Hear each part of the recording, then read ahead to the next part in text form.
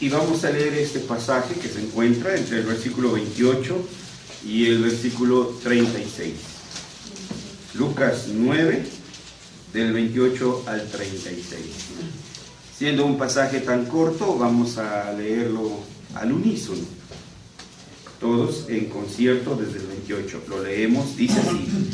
Aconteció como 8 días después de estas palabras, que tomó a Pedro, a Juan y a Jacobo, y subió al monte a orar.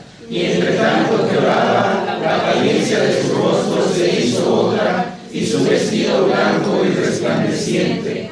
Y he aquí 2 varones que hablaban con él, los cuales eran Moisés y Elías, quienes aparecieron rodeados de gloria y hablaban de su partida, que iba Jesús a cumplir en Jerusalén. Y Pedro y los que estaban con él estaban rendidos de sueño, mas permaneciendo despiertos, vieron la gloria de Jesús y a los 2 varones que estaban con él. Y sucedió que apartándose ellos de él, Pedro dijo a Jesús: Maestro, bueno es para nosotros que estemos aquí y hagamos 3 enramadas, una para ti, una para Moisés y una para Elías, no sabiendo lo que decía. Mientras él decía esto, vino una nube que lo cubrió, y tuvieron temor al entrar en la nube. Y vino una voz desde la nube que decía: Este es mi Hijo amado, a él oí. Y cuando cesó la voz, Jesús fue hallado solo, y ellos callaron, y por aquellos días no dijeron nada a nadie de lo que habían visto. Amén. Vamos a orar.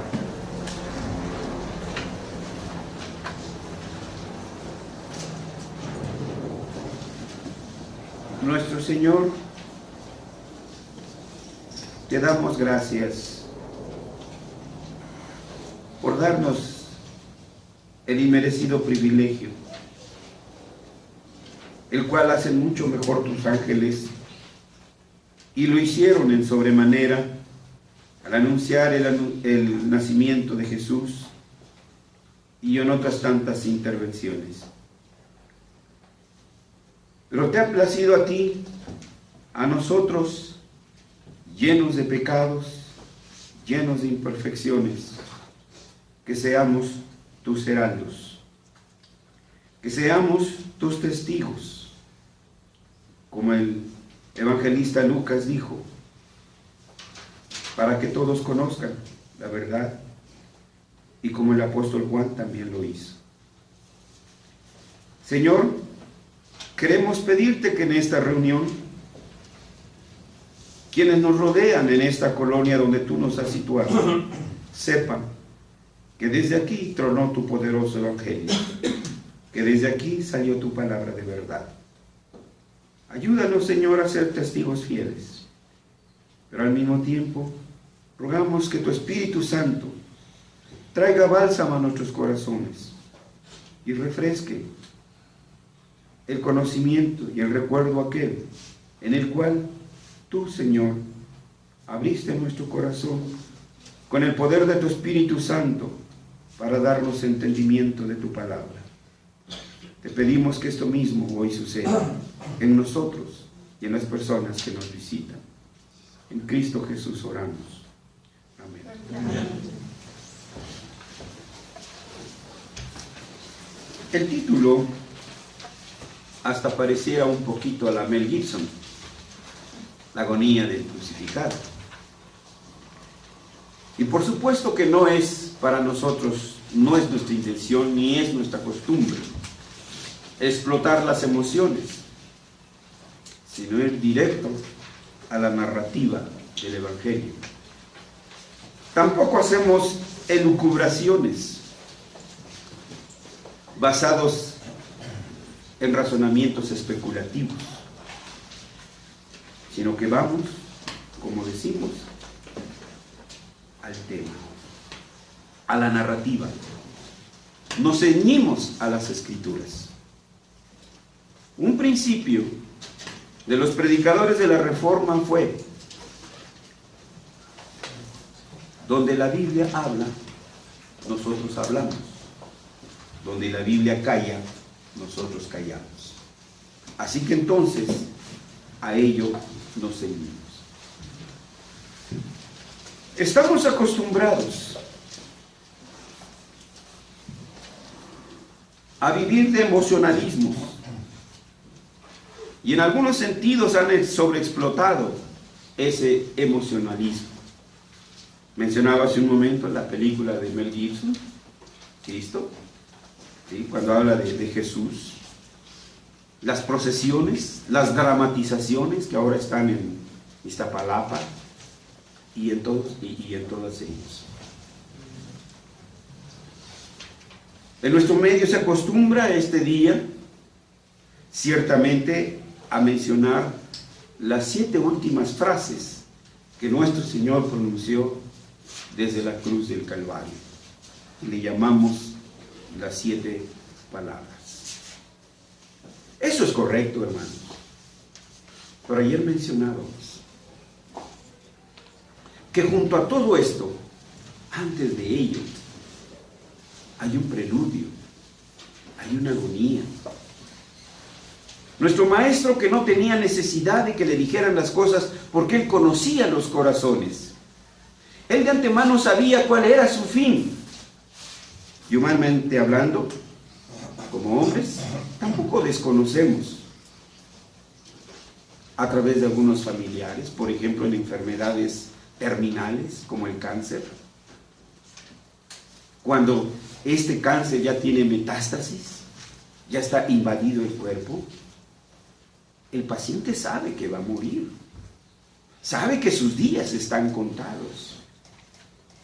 Entonces, imaginan para una persona con una enfermedad terminal, que sabe que en 2 meses, en 3 meses, una semana, el tiempo que sea, sobrevendrá lo inevitable, su muerte. ¿Y qué siente una persona así cuando ve a lo que más ama? Si es una mujer, a su esposo, o a sus hijos, o un varón, a su esposa, a sus hijos, o un soltero cuando ve a su madre, o cuando ve a su padre, o a sus tíos. Contemplar sus rostros y saber que dentro de poco no los verá ya más. Ha de ser una agonía lenta, hermanos. Estar esperando, estar viendo eso. Nuestro Señor conocía de antemano esto. Él vivía ya su agonía. Y ayer hablábamos precisamente del nuncio, ¿se acuerdan? El nuncio de la muerte. En Judas Iscariote. También en el pasaje que hemos leído, el de la transfiguración, es previo a la agonía en el monte Calvario. ¿Y qué vemos aquí en este pasaje? El preludio del patos. ¿Qué significa esto? Bueno, citar esta frase no es simplemente un aire de rimbombancia,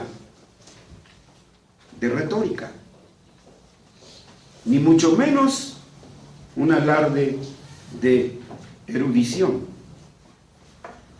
Es simplemente el uso de las palabras que describen la pasión de Cristo, que va más allá de un mero emocionalismo, como en el caso de la representación de la pasión de Cristo en el Cerro de la Estrella, en Iztapalapa. Iba a decir Distrito Federal, todavía no me acostumbro, Ciudad de México, CEDMX, ¿verdad? CDMX. Y para evitar posibles confusiones, quisiera explicar brevemente estos términos empleados en el título de esta disertación. En primer lugar, la palabra preludio, porque dijimos el preludio del patos en la agonía del crucificado. Un preludio, en términos generales, es lo que precede o sirve de entrada para un evento de mayor importancia. El clímax, diríamos, está en el Calvario. Y cuando hablamos del reino, recordarán, mencionamos que la última trinchera, la batalla decisiva fue precisamente en el Calvario. Un preludio, decíamos entonces, es el anuncio de algo que va a suceder. Algo que precede, que da entrada a un evento de importancia. Por ejemplo, en la antigüedad, en los pueblos, cuando hay un evento, las vísperas de un evento especial, empiezan a sonar las campanas, ¿sí?, a todo vuelo. Pero aún más antes, cada vez que un hombre era condenado al patíbulo, cada vez que un hombre era preparado para ir a la horca a un criminal, desde un día antes, en la víspera, en la tarde, empezaban a sonar las campanas en la aldea. Era el preludio de la muerte. El tañer de las campanas siempre era el preludio oscuro de otra muerte, que el fruto del pecado reclamaba. Esto significaba que al siguiente día habría una ejecución. Las campanas eran un preludio. Pero mencionamos que en la agonía del crucificado hay el preludio de un patos. ¿Y qué significa esta palabra patos? La palabra patos es generalmente usada en medicina para designar la palabra enfermedad y la patología para hablar del estudio de las enfermedades, y la nosología, el estudio de la clasificación de las enfermedades, y la no es cierto, hasta ahí nada más, porque no es clase de medicina, hermanos. ¿Sí? Pero bástenos para entender la ubicación de las palabras. La palabra patos no es exclusiva de los médicos. Es una palabra que debiera de ser de uso común. Esta palabra, en su análisis etimológico, tiene más connotaciones que la que conocemos. Patos, sinónimo de enfermedad. La palabra patos viene del griego patos, porque nada más fue una transliteración. Que también, como sinónimo, tenemos otra palabra, pátema. Patos, pátema. Pero esta palabra patos o pátema no solo debe traducirse como enfermedad, lo cual es correcto, pero no es el único significado, sino que tiene otras acepciones. Otras acepciones para patos es castigo. Patos o pátema también indica sufrimiento. En un análisis lingüístico filológico de la palabra, vemos que todavía hay mucho más connotaciones. Patos también significa desgracia, pasión y muerte. Así que patos en este contexto significa también pasión y muerte. Lo que traducido en castellano, pues por ahí hubiera empezado, ¿verdad? Sería el preludio de la pasión y la muerte de nuestro Señor Jesucristo. Ahora bien, el uso que se le quiere dar en esta ocasión respecto al título de este sermón es el preludio a la pasión y muerte de nuestro Señor Jesucristo. Este es entonces el significado del tema del cual trataremos en esta ocasión. El monte de la transfiguración como el preludio a la pasión de nuestro Señor Jesucristo. Situémonos entonces ahí, en el monte que se le conoce como de la transfiguración, cuando nuestro Señor llevó a sus discípulos allá. De la misma manera que en los pueblos antiguamente las campanas eran el preludio o anuncio de la muerte por la ejecución de algún criminal, así ahí, en el monte de la transfiguración, sonaba fuerte la proclamación divina acerca del anuncio de otra muerte. De ese mismo monte escribe Pedro: nosotros, dice Pedro, fuimos testigos de su gloriosa majestad divina. Pero a la vez, desde esa misma montaña, la señal divina fue dada, que con el cielo y la tierra, como espectadores, el horrible drama del Hijo de Dios estaba por comenzar. Aquí en México le decimos, o le decían, en tiempos de la Revolución, cuando un soldado, o un desertor, o un prisionero era condenado, estaba en capilla. Eso quería decir que al otro día sería ejecutado. Y todavía le preguntaban, ¿qué quieres de cenar? ¿Quién va a querer cenar con este anuncio, verdad? Si lo que quiere, yo creo que han de quedar ahí es un treda. Bueno, el médico sabría lo que eso significa, ¿verdad?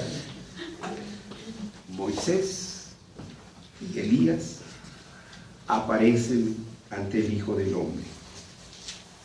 Aparecen como los mensajeros de Dios. Ahora, el nuncio de la muerte es Dios mismo, el Padre mismo. Esto nos suena así como paradójico, ¿no?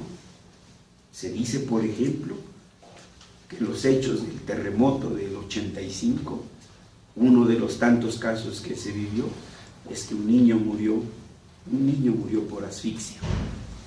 Su madre lo quiso proteger, pero el resto de material que se derrumbó vino sobre ella y apachurró al niño. Ha de haber dicho el niño, mamá, ya no me quieras tanto, ¿verdad? El padre que quería a su hijo, a quien le dice, este es mi hijo amado, a él oíd, ahora también le está anunciando su muerte. Cristo debía padecer en Jerusalén. Aquí uno debe ver la conexión que existe entre el monte de la transfiguración y el monte del Golgolet en hebreo, del Gólgota, o traducido al español, o en latín, ¿sí? El Calvario, o al español, de la calavera. El misterio de la transfiguración del primer monte, el de la transfiguración, es la señal, es el preludio del segundo monte, el monte de la calavera, el monte del misterio, el monte de la miseria. Están definitivamente ligados como un gran mural que retrata la realidad que va intrínsecamente unida a la obra redentora del Hijo de Dios. Esto lo captan muy bien los muralistas, como Diego Rivera. Vean ustedes cuando plasman, ¿sí?, en imágenes, por ejemplo, la historia de la Revolución, cómo van entonces avanzando, ¿sí?, desde los indígenas que fueron esclavizados, y van las imágenes avanzando. Así debemos de ver como una película entonces, el monte de la transfiguración hasta el monte del Golgolet o el monte de la calavera. Pero no permitamos que se nos olvide que un gran enigma se presenta ante nosotros en el instante mismo en que contemplamos esta realidad. Y este es el sacrificio cruento y verdadero de nuestro Señor frente al Gólgota. Pero es que ¿acaso no ya habían obtenido su justificación Enoc, Noé, Abraham, Israel, David e Isaías? ¿Acaso no fue su salvación por la fe en el Mesías que había de venir? Si entonces ellos fueron contados entre las personas salvadas sin el sacrificio del Calvario, ¿por qué nosotros, por qué usted y yo, tendríamos que ser salvos sin la participación sangrienta de esa escena horripilante de la muerte promulgada en el Cerro de la Calavera? No de la misma manera que Sansón, no de la misma manera que Josué fueron salvos con un Mesías sin crucificar. ¿Podríamos nosotros ser salvos con un Mesías sin crucificar? Esta tentación se la dio el diablo a Jesús a través de la voz de Pedro. ¿Sí? No, maestro, no te hagas este daño. ¿Sí? Y Jesús volteó no contra Pedro, sino contra el verdadero autor. Quítate de mí, apártate de mí, Satanás. Porque él usa a los hombres. Uno ve, por ejemplo, en internet, ¿verdaderamente existió Cristo? Está usando a los hombres para poner en duda los corazones. Y por qué no decirlo, aún a los escogidos. En el Mesías era muy evidente su completa voluntad de aceptar los sufrimientos. Yo pongo mi vida por muchos y puedo tomar mi vida. Él fue voluntariamente ahí, a la cruz del Calvario, porque sabía que sin esa muerte, usted y yo no podríamos ser salvos. Todo hubiera quedado allí. ¿Acaso Dios no podría tomar la voluntad sincera de Cristo, como aquella de Abraham cuando iba a matar a su hijo? El Señor le dice, ofréceme a tu hijo, levanta la daga a Abraham, y el ángel lo detiene. Con esa buena intención, ¿no podría haber el Padre perdonado a Cristo y dice, está bien, basta, mira, ya por Pancho Nopales está bien, te lo doy? Porque nosotros somos el regalo de Dios para su Hijo. ¿Qué regalos le dio? ¿Qué necesidad tenía Dios de un derramamiento de sangre? Esto lo cuestionan los críticos. Un Dios sangriento, un Dios, ¿sí?, perverso. Todo el amargo sufrimiento, ¿acaso tenía que llevarse realmente? ¿No retumba aún en nuestras mentes el eco de aquel enigmático lamento? Elí, Elí, lama sabactani. Elí, Dios mío, Elí, Dios mío, lama, ¿por qué sabactani me has abandonado?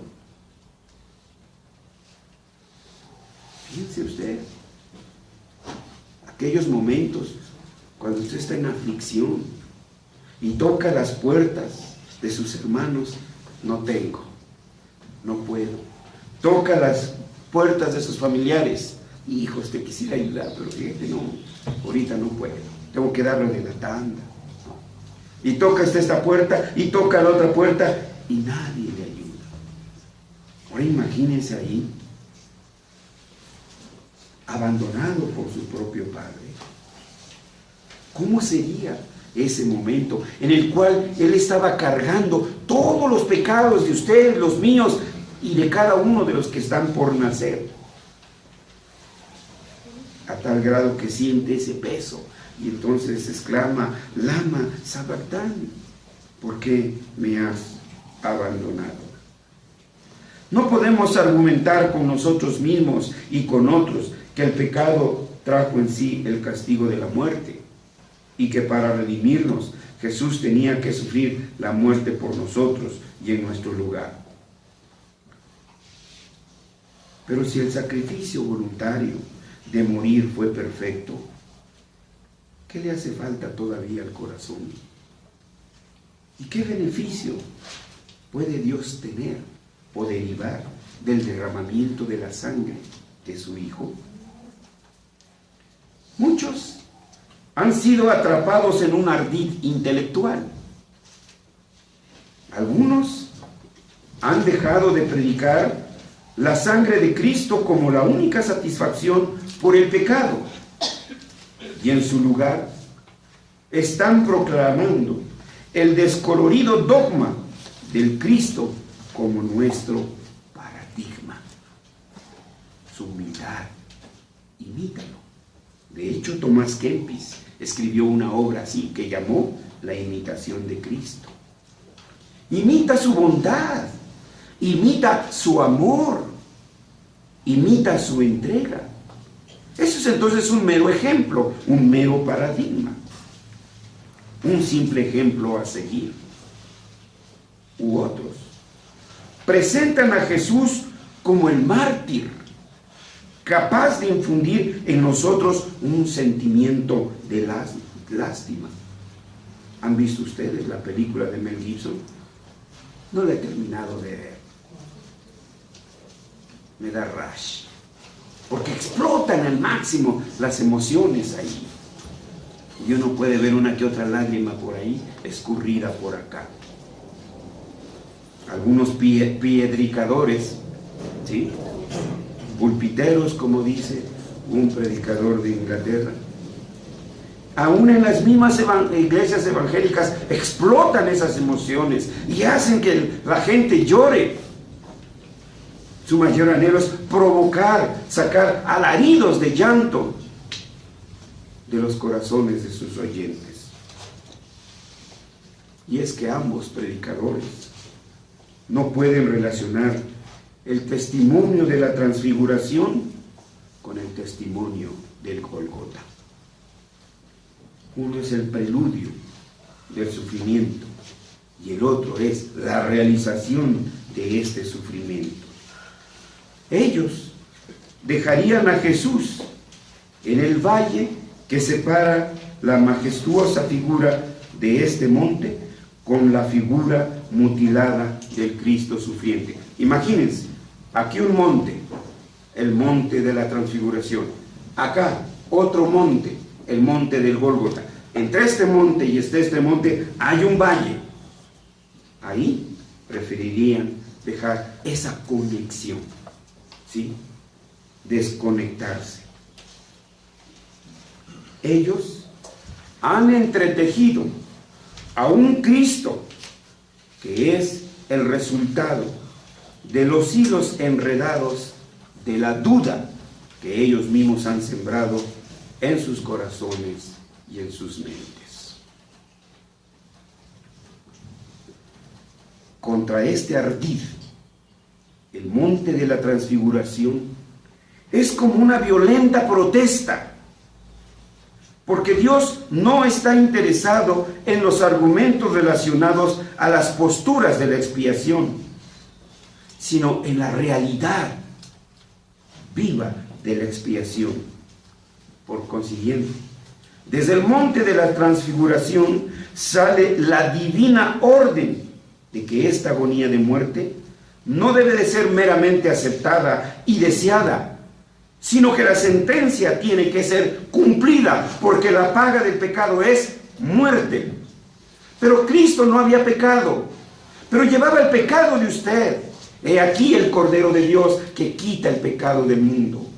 Por eso, porque allí en la cruz, allí en su cuerpo, llevaba su pecado y el mío, Cristo tenía que morir en lugar de usted, en lugar mío. La sentencia se tenía que cumplir. Todo depende de la realidad, de la verdadera muerte del Mesías, no de una mera simple intención, porque si Cristo no hubiera muerto, y como Pablo también lo dice, vana sería nuestra fe. Seguiríamos todavía yendo el 21 de marzo a llenarnos de víveres a las pirámides, o anhelando, buscando nuestro karma, y tantas otras chucherías que llenan el corazón y las mentes de nuestros jóvenes. En los pensamientos de Dios no es simplemente de intenciones o de abstracciones o de reflexiones. A ver, si uno es y otro no, luego entonces to be or not to be. Sí, esas son sus elucubraciones. Ahí están, ni más ni menos. Si tal es nuestro pensamiento, entonces aquí la idea de un Salvador sufrido no tiene efecto ni en su vida ni en mi vida. En los pensamientos de Dios, el mundo existía desde la eternidad. Usted existía desde la eternidad. Pero eso no fue suficiente para que usted fuera de carne y hueso. Esa realidad se tuvo que plasmar en el amor de su padre y de su madre, en su unión conyugal, para que usted naciera, para que yo naciera, y entonces usted tuviera un nombre, Pedro, Juan, etc. El mundo tenía que pasar del pensamiento divino a la realidad, y así tuvo efecto la creación. Así, de la intención de un Jesús sufrido, tenía que venir a la realidad de un Jesús en agonía. De aquí que la expiación no podría permanecer únicamente en el numen, en el mundo del pensamiento, sino debía venir a la realidad plena, tenía que cumplirse a cabalidad en la cruz, o no había redención. El Salvador no se le llama meramente el Cordero de Dios, sino que es el Cordero de Dios. Y por consiguiente, como el Cordero de Dios, Él debía, en toda la extensión de la palabra, ser sacrificado solo por su muerte real y solo por el derramamiento real de su sangre pudo pasar la expiación de la mente de Dios a la vida de sus criaturas. De ninguna otra manera los creyentes del Antiguo Testamento podrían salvarse. Su fe descansó en una muerte que debería de cumplirse, tipificada en la muerte de los corderos en los holocaustos. Ahí estaba anunciando la muerte del Mesías. Y nosotros, usted y yo que nacimos después de Jesús, también creemos en lo que ya fue cumplido: la muerte sangrienta del Mesías. Ambos creyentes, los del Antiguo Testamento como los del Nuevo Testamento, deben ver la muerte expiatoria de Cristo como algo ya cumplido. Consumado es. Ya no hay nada que pagar. Usted ya nada puede hacer por su salvación. Todo está ahí hecho. La aparición y el mensaje del Mesías y Elías eran parte de este preludio del patos, de la agonía del crucificado, o el anuncio de la pasión y la muerte de nuestro Señor Jesucristo, que muy pronto Él iba a confrontar. La muerte que iba a sufrir no era solamente una abstracción de su mente, sino era algo que sería traído al reino de la realidad, algo indescriptiblemente trágico. Impulsaba a Cristo a seguir adelante, paso a paso, en su recorrer por las calles polvorientas de Jerusalén, desechado porque eso significaba que los criminales eran echados fuera de la ciudad, por eso morían fuera de la ciudad, como indeseables, y cargaban su cruz. Paso a paso, con la fuerza de lo inexorable, Él estaba descendiendo a las profundidades del dolor y de la miseria, que descendió a los infiernos. No es que la Iglesia Apostólica quisiera decir literalmente como los griegos, que Cristo fue allá a las profundidades de la tierra, porque así lo describen los griegos. Sino que cuando la Escritura habla es que descendió, vino de los cielos y vino aquí donde estaba el príncipe de las tinieblas. Y eso es lo que confiesa entonces la Iglesia. Paso a paso Él estaba descendiendo a las profundidades del dolor y la miseria. Todos los eventos de antemano habían sido determinados por el Padre. La amarga copa se estaba acercando a sus labios. Imagínense que a usted le anuncian que en esa copa está el veneno, en el cual 2 o 3 traguitos y redondito al suelo. O a Sócrates, ¿no? Cuando le dieron a beber las cicuta, ¿no? Que usted sabe que ahí está el veneno que hasta ahí va a quedar. Él entonces veía paso a paso Con la fuerza del inexorable, Él estaba descendiendo a las profundidades del dolor y la miseria. Todos los eventos de antemano habían sido determinados por el Padre. La amarga copa se estaba acercando a sus labios y Cristo tenía que beber de ella. Y Él la depuró. La copa de la amargura hasta la última gota. Fue Dios mismo quien había hecho la mezcla de esta copa de amargura. Con infinita compasión, Él había determinado en su consejo eterno que todas las gotas tenían que ser necesariamente vaciadas en la copa de la aflicción. Ni una sola gota debería caer en tierra. Durante toda su vida, Jesús supo que esto tenía que venir. Por eso Él decía, ahora su alma estaba triste y angustiada hasta la muerte. La gloria del monte de la transfiguración era la prenda de la oscuridad del huerto de Getsemaní. No podría ser de otra manera. He aquí vengo, oh Dios, para hacer tu voluntad, como en el rollo del libro está escrito de mí.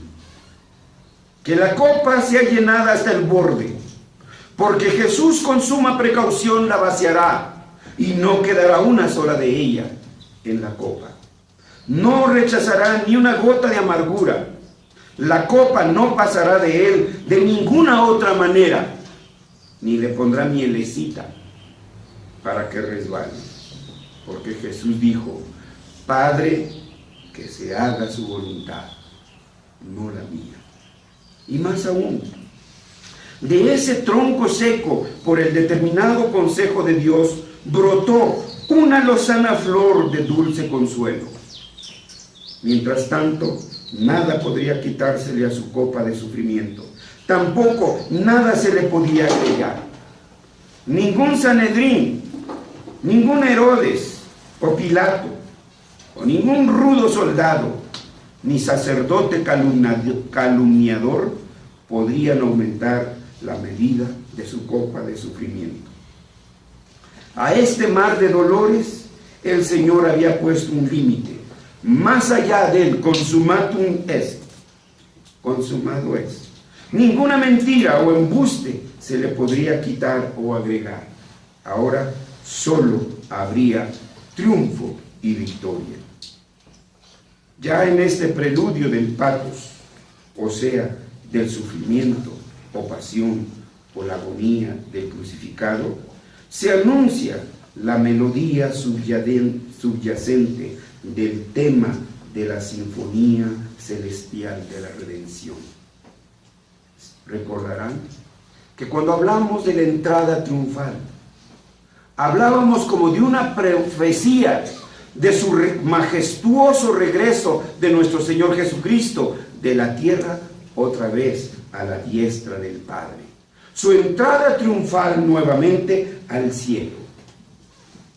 Cada paso hacia el Calvario lo ponía más cercano del melodioso cantar de los creyentes que se regocijan en la sangre que se había derramado para su salvación. Qué bonito lo describe Apocalipsis. Con cada dolor sufrido en la angustia de su propia alma, Jesús oyó la ruptura de las cadenas de usted y las cadenas mías que nos librarían, que librarían a los hijos de Dios por la sola fe, en su solo sacrificio y no más.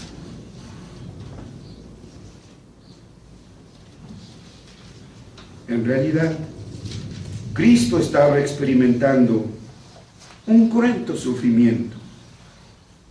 Sin embargo, afianzó su rostro, firme y decidido como un pedernal, y se encaminó hacia la cruz para apurar la copa. Pero hay aquí también en su rostro la expectativa del gozo. Porque tras de ese sufrimiento sabía que usted y yo estaríamos salvados.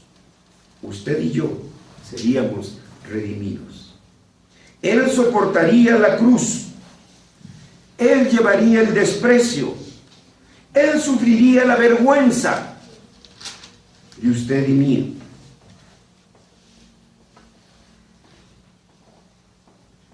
Pero el preludio al patos o sufrimiento, ¿por qué no decirlo?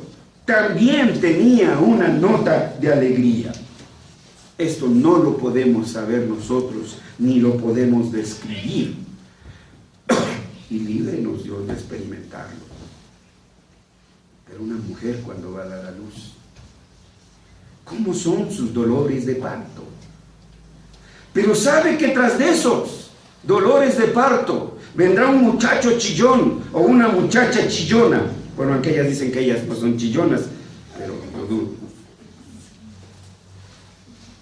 Vean, en ese sufrimiento, en ese dolor, en esa angustia, se adelanta una nota de alegría. Un bebé, un niño que será puesto en sus brazos y en su regazo. En ese profundo dolor, en esa profunda agonía, se adelanta una nota de alegría. Su nombre, mi nombre, el de su hijo, el de nuestros hijos, como salvos y redimidos. Él no sería dejado en las manos de los hombres y en la miseria. No, ni de chiste. Cristo estaba tomando la copa que su amado Padre le había preparado y ahora estaba consumiendo. Así que estaremos ahora, hermanos, después de esta narrativa, en condiciones de apreciarlo con más claridad. Ahora, cuando recordemos a María ungiendo los pies del Maestro con un perfume costoso. Dos cosas pueden verse en este evento. Esto también era parte del preludio del sufrimiento, aunque la mujer en sí no entendió lo que ella hizo. Y aun cuando ella actuó bajo un presentimiento, no había entendido ni la mitad de la profunda importancia de su acto. Fue Dios quien inspiró el acto en su corazón. Fue el impulso del Espíritu Santo quien le incitó a realizar ese servicio de amor. No fue la mujer, sino Dios el Señor, quien a través de ella estaba introduciendo la pasión y la muerte de Cristo de una manera simbólica.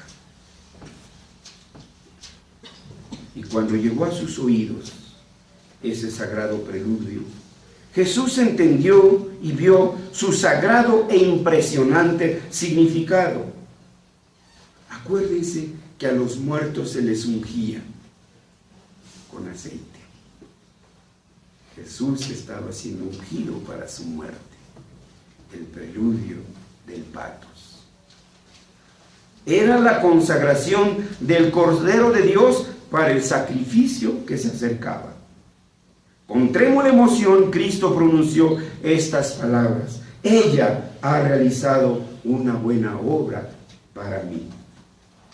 Pero este ungimiento tenía un doble emblema: la muerte y la resurrección. Ese derramamiento era el emblema de su muerte, pero el aroma, el perfume de ese aceite, el aroma perfumado que ascendía, era la señal de una nueva y gloriosa vida. El triunfo del Señor era consumado. Es el fruto de la redención, el triunfo de la redención. Concluyendo entonces, hermanos, de este peregrinar, nosotros no hicimos procesión, nosotros no fuimos allí con caras enjutas y compungidos.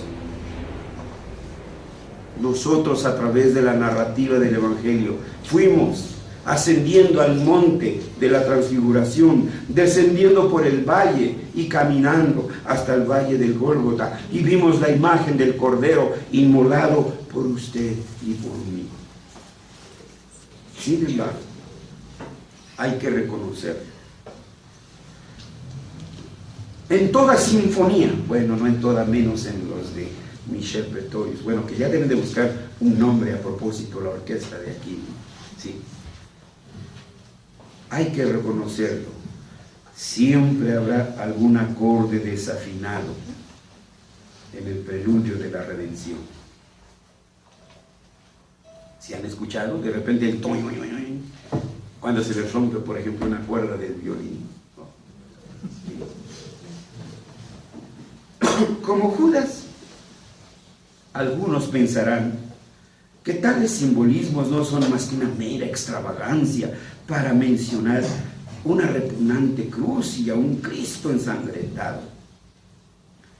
Pero de los labios de Jesús, algunos todavía necesitan este sorprendente reproche: quítate de delante de mí, Satanás. Me eres tropiezo, porque no pones la mira de las cosas de Dios, sino en la de los hombres. Ellos son tus mentores, ellos son tus maestros. Prefieres escuchar a un Caín, hijo de Jezabel, que la misma palabra de Dios. Pero aquí solo debe tomarse en cuenta la realidad. Por ejemplo, un hombre sediento nunca estará satisfecho tan solo con la idea abstracta de la fórmula química H2O.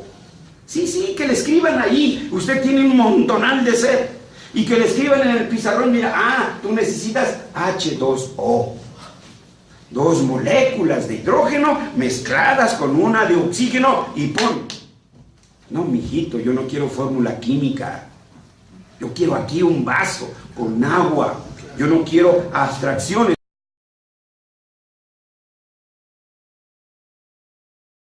Quiso rescatar del pecado. Así que, hermanos, el monte de la transfiguración fue la sinfonía del preludio del cántico fúnebre y el preludio del himno de victoria que vendrá después de la pasión de Cristo. Cristo vive. Amén. Vamos a orar. Padre, en estas fechas el diablo ha puesto particular interés en levantar dudas de la existencia de tu Hijo, del sacrificio de tu Hijo, de la muerte de tu Hijo y de su resurrección. Señor, te damos gracias porque nosotros mismos teníamos esas dudas y tú un día quitaste el velo de nuestros ojos, untaste colirio en nuestros ojos y nos hiciste ver al Jesús resucitado, con los brazos extendidos. Venid, benditos de mi Padre. Hoy nosotros gozamos, Señor, de esa bendita comunión contigo. Y no tenemos palabras para expresar nuestra gratitud.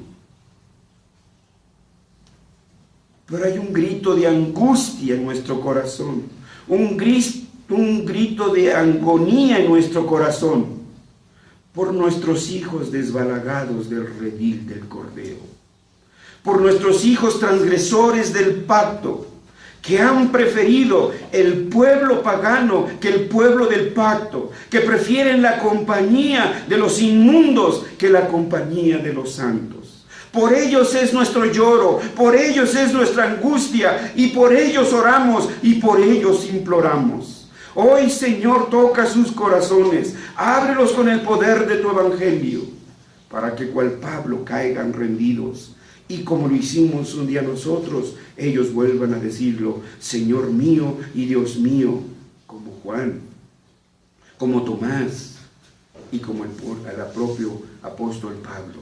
Señor, ¿qué quieres que yo haga? Ten misericordia de tus hijos del pacto, de aquellos que aún no han venido al redil, de aquellas ovejas que dijo nuestro Señor Jesucristo: pero tengo aún otras ovejas que no están aquí. Aquellas que por el cual Dios está dispuesto, Cristo está dispuesto a dejar sus 99 para ir tras ellas. No permitas que los hijos del pacto se hundan más en el abismo de su empedernido corazón. Te lo suplicamos desde lo más profundo de nuestro corazón, en el nombre de Cristo Jesús. Amén. Amén.